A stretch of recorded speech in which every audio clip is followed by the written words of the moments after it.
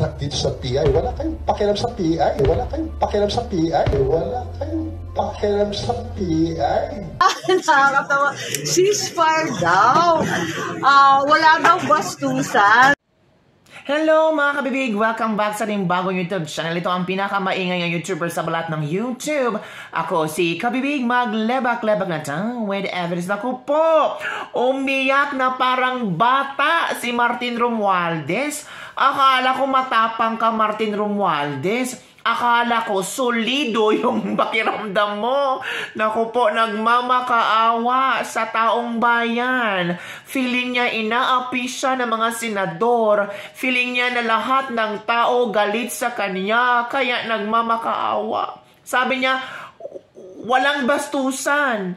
Senator Amy Marcos, mag-usap tayo. Parang sobrang sakit na parang lalong mawawala ng tiwala ang sambayanang Pilipino kay Martin Romualdez.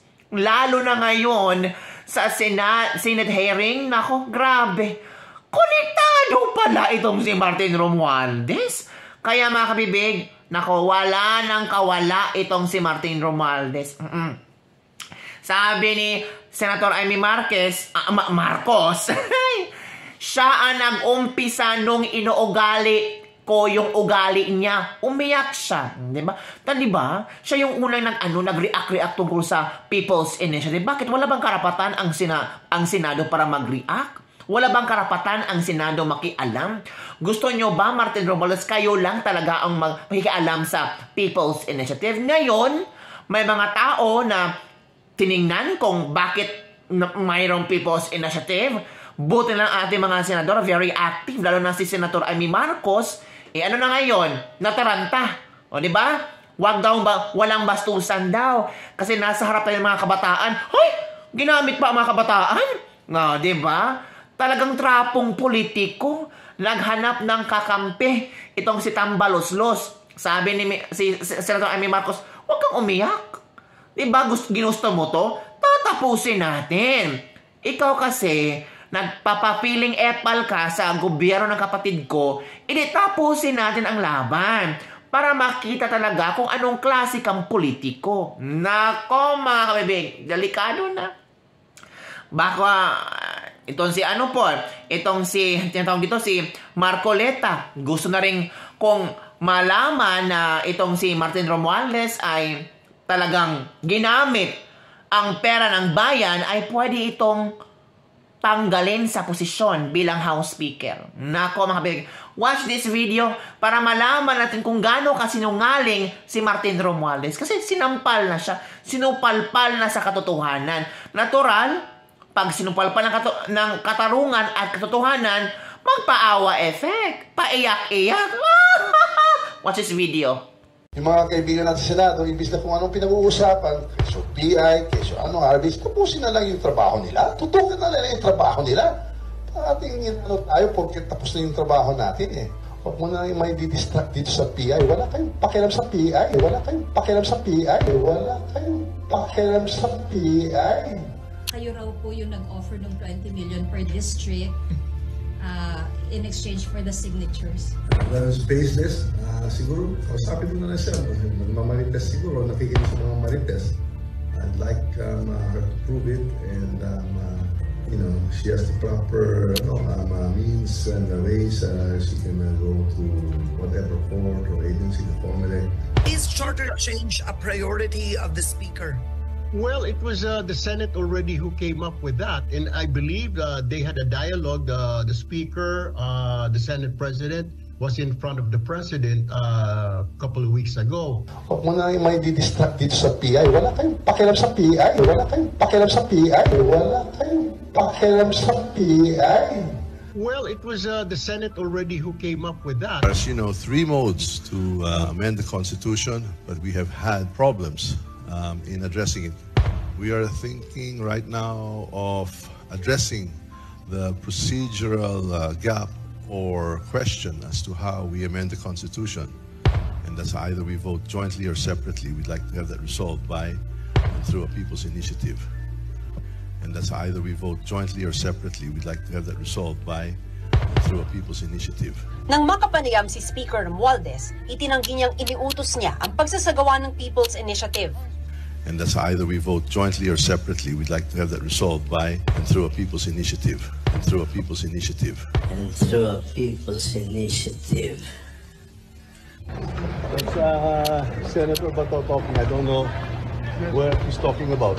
He has not mentioned any congressman, so but I don't respond to. No. So you didn't give any orders po?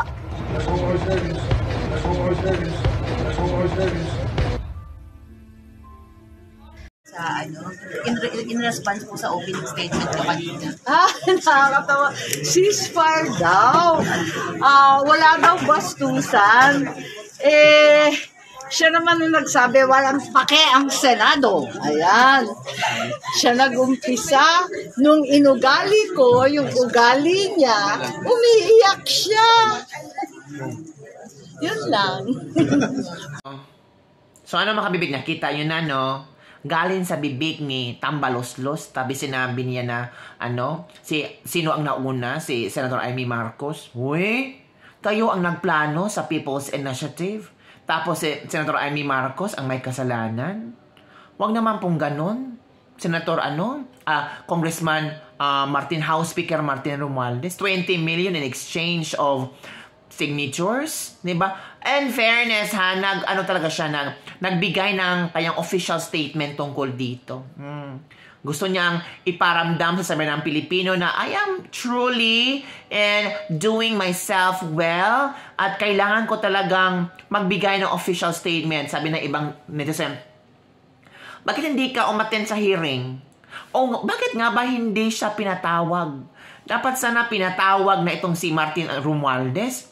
Ang SMNI nga pinatawag yung mga anchor, tapos itong si Romualdez hindi pa ipatawag sa Senado para imbestigahan, para makita talaga ang kung ano ba talaga ang mga plano pa niya. Ito sabi ni Martin Romualdez ha, I wish to clarify my position and involvement regarding the People's Initiative for Modernization and Reform Action. Ay, yan pala ang biglang gumanda.